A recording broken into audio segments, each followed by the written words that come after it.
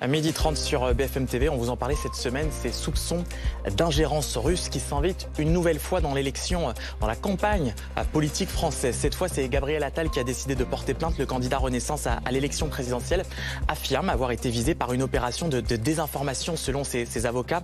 À quelques mois de l'élection présidentielle, cette affaire pose évidemment beaucoup de questions. Jusqu'où la Russie cherche-t-elle à déstabiliser le débat politique français? On en débattra justement dans un instant avec nos invités. On va tenter d'y voir un peu plus clair avec vous. Mais avant cela, retour sur les faits avec vous.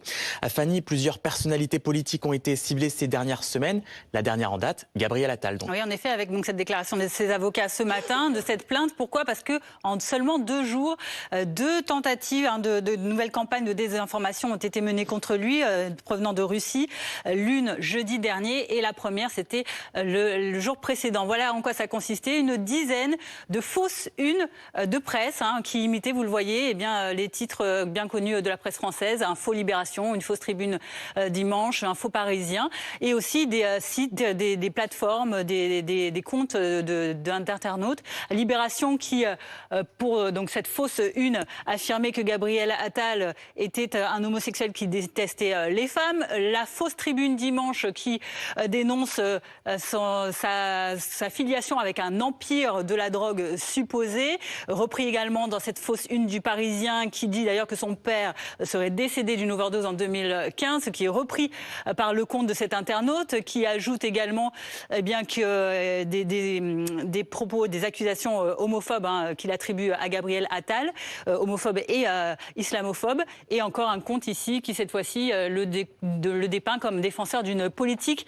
en faveur des squatteurs illégaux de propriétés vacantes. Donc voilà cette campagne qui a été menée, à laquelle Gabriel Attal a répondu sur les réseaux sociaux, notamment une réponse à Marion Maréchal, on va le voir.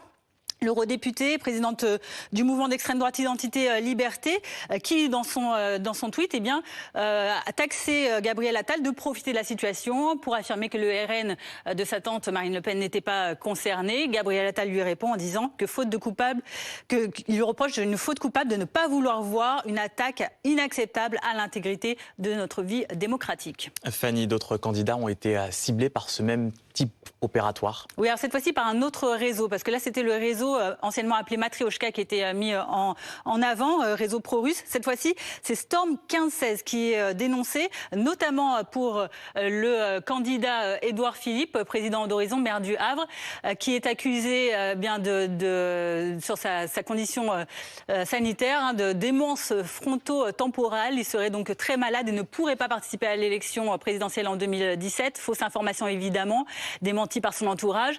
Tout cela dans une imitation graphique, notamment de sites internet et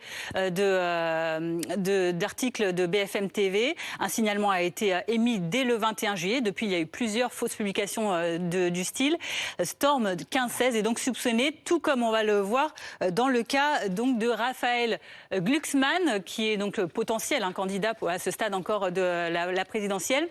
Lui, c'est un site qui imitait le site en ligne Blast, qui a accusé Raphaël Glucksmann d'avoir fomenté un complot avec sa compagne, la journaliste Léa Salamé, pour le favoriser dans la course à l'Élysée. Une enquête a été ouverte par le parquet de Paris, et là, c'est également le même réseau qui est soupçonné. Réponse de Raphaël Glucksmann il y a seulement 4 jours. Les services russes ont commencé leur opération de déstabilisation de la campagne de 2027, et ce n'est qu'un début. Merci beaucoup Fanny Wegscheder. Effectivement, ce n'est qu'un début. On va se poser la question, tenter en tout cas d'y répondre. Est-ce qu'on est suffisamment armé pour contrer ces différentes campagnes de